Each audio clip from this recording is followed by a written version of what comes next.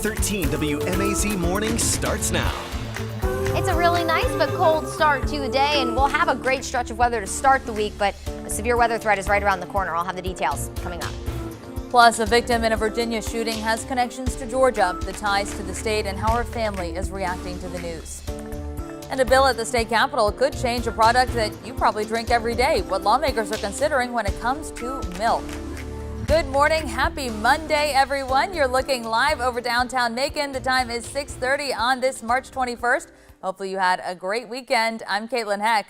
Let's start off with a look at your forecast, because if you liked this weekend's forecast, Courtney, we get a little bit more of it. That's right. Yeah, the next couple of days going to be wonderful. So hopefully you can get out and enjoy it. Of course, the Cherry Blossom Festival is still going on if you missed it this weekend, and it was wonderful this weekend. I made my way about downtown Macon on Saturday, and just fantastic. Lots of people out and about.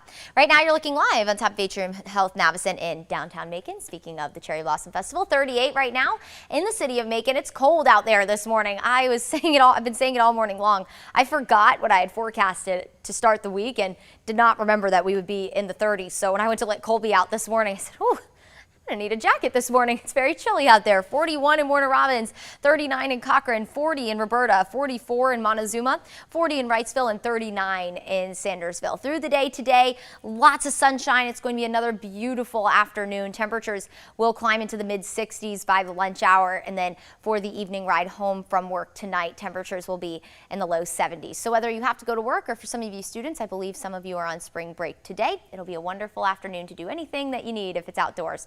As we head into Wednesday, the story changes. We're already under a level 2 out of 5 threat for severe storms. I'm going to time it all out, give you everything you need to know. It's in a few minutes. Thank you, Courtney. It is 6:32. A reporter with ties to Georgia shot and killed a former Bibb County deputy among those found at Demarius Thomas's house as police continue to investigate who stole memorabilia there, and a candidate who wants to chair an organization with nearly $64 million in operating revenues filed for personal bankruptcy. Let's catch you up on 3 things to know right now. A family now mourns the loss of a former Atlanta news reporter. 25-year-old Sierra Jenkins was one of 2 people shot and killed over the weekend in downtown Norfolk, Virginia. The shooting early Saturday morning also left 3 others hurt. Jenkins was a reporter at the Virginian Pilot. The newspaper says she earned a bachelor's degree in journalism from Georgia State University in December 2019. She then worked as an intern at Atlanta Magazine and CNN before joining the Pilot in December of 2020. Jenkins' father says his daughter just had a birthday, and now he is simply left with memories. They decided to go out and something bad happened.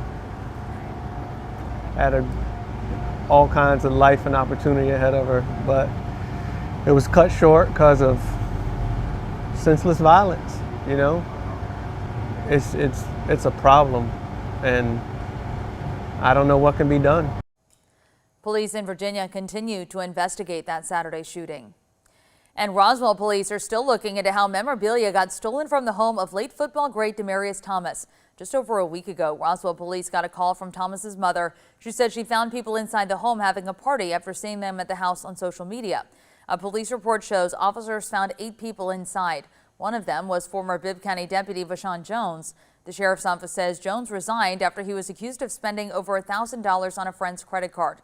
Court records show charges against him in that case were dropped in 2020. Jones is the only suspect listed on the Roswell police report about the stolen memorabilia, but they did release him.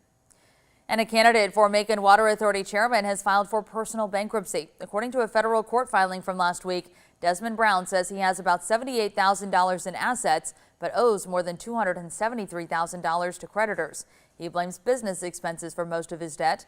Earlier this month, the Water Authority board said Brown, who was a member at the time, must step down from his regular seat by rule since he announced plans to run for chairman. He was already under investigation by the board on alleged ethical violations and possible fraud. Now to bills lawmakers at the state capitol are considering. One is the Raw Dairy Act. It would essentially let farmers sell milk right from the cow, so it's not pasteurized to kill bacteria. The House passed the measure this month, and now it's in front of a Senate committee. If the bill becomes law, the Georgia Agriculture Commissioner's Office would issue permits so the milk would be inspected. And Georgia lawmakers trying again to help college students who have run out of money. Senators are now considering House Bill 1435. It passed the House last week. The bill would create a program allowing public and private colleges and universities to give up to $2,500 to students to help them finish school. To be eligible, students would need to have already completed 80% of course credits needed for their degrees.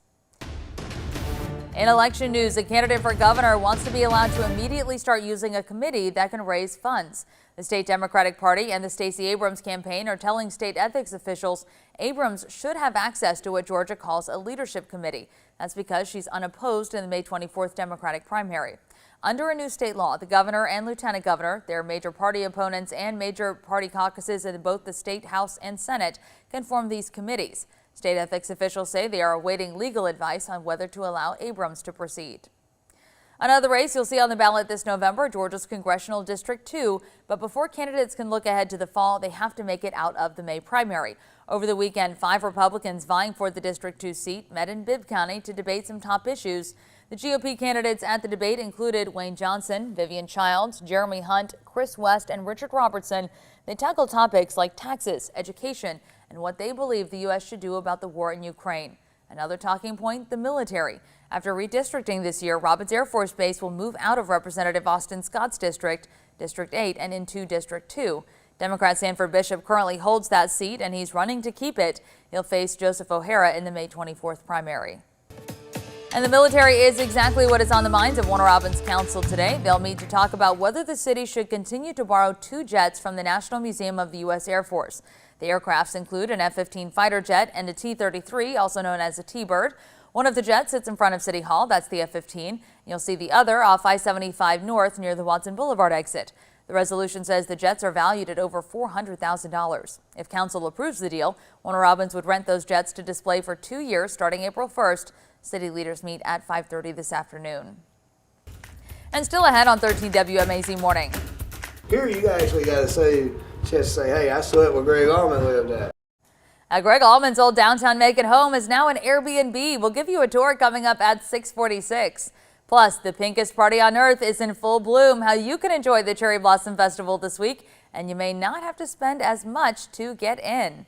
Right now, the time is 6:37. What a beautiful start to Cherry Blossom Festival this weekend. So many people out enjoying the good weather. Yes, and all of the events, I mean, everything from having to, the dogs were in the water and everything. It was warm. It was great. It was, really just a beautiful weekend to get out and enjoy it. Now, I know the start on Friday, maybe not the best, but at least the weekend shaped up great, which is of course when another event was going on, the St. Patrick's Day Parade in Dublin. After 2 years of not being able to have the parade, thankfully for this year, the weather was great. I did see a couple of showers on radar early in the morning in the city of Dublin on Saturday, and I was like, oh man, please get out of the way by 10:30. They deserve this.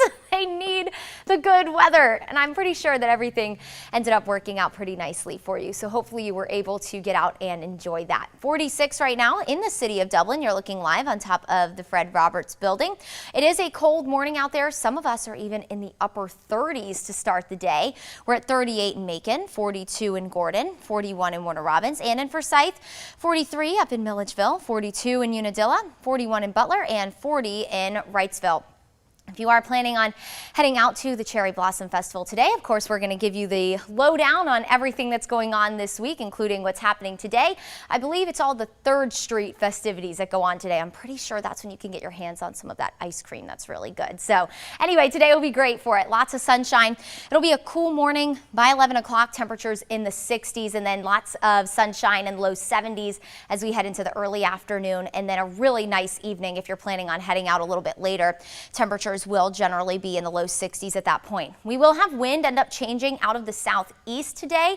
Could maybe have some wind gusts upwards of 15 miles per hour, but that's not going to hinder all of the fun that will go on for the day today and just how wonderful the forecast is going to be. But with that wind coming out of the southeast, that does mean we're going to pull in a warmer air mass. So warmer is exactly what we're going to be tomorrow morning.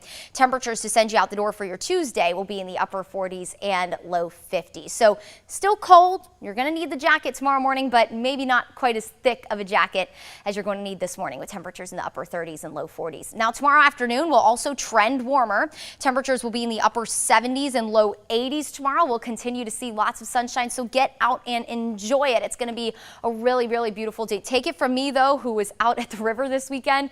While the water probably seems very appealing right now, the water hasn't quite warmed up yet. It's still very cold. So, you know, if you're heading out and about, maybe the water just a little too cold. We have to wait a little while for everything to follow the trend of the warmer air that comes with spring.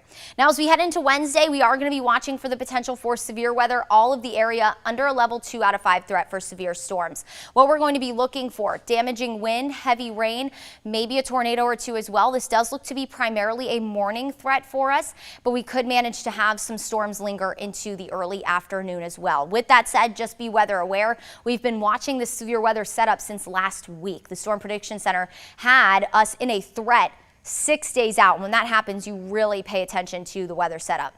Now, if you have any friends in Louisiana, Mississippi, there is a moderate threat. That's a level 4 out of 5 threat along the Gulf Coast. That means that there's the potential for long track tornadoes out to our west. Definitely going to be a significant weather setup out to our west. But for us here at home, the weather system as a whole is falling apart as it moves through the area. So you can see that cold front definitely starting to lose its form. Nonetheless, our ingredients for severe weather is in the atmosphere as we head into the morning hours. Between around 6 and then maybe into the early afternoon, we'll be watching these little cells to see if they stay in our area, to see if they take advantage of some of the heat of the day. So Wednesday, a day to be weather aware. We could have a few light showers into Thursday morning. Otherwise, we'll have lots of sunshine to round out the work week and head into the weekend, with temperatures in the low to mid 60s after a couple of days for the start of the work week in the mid 70s.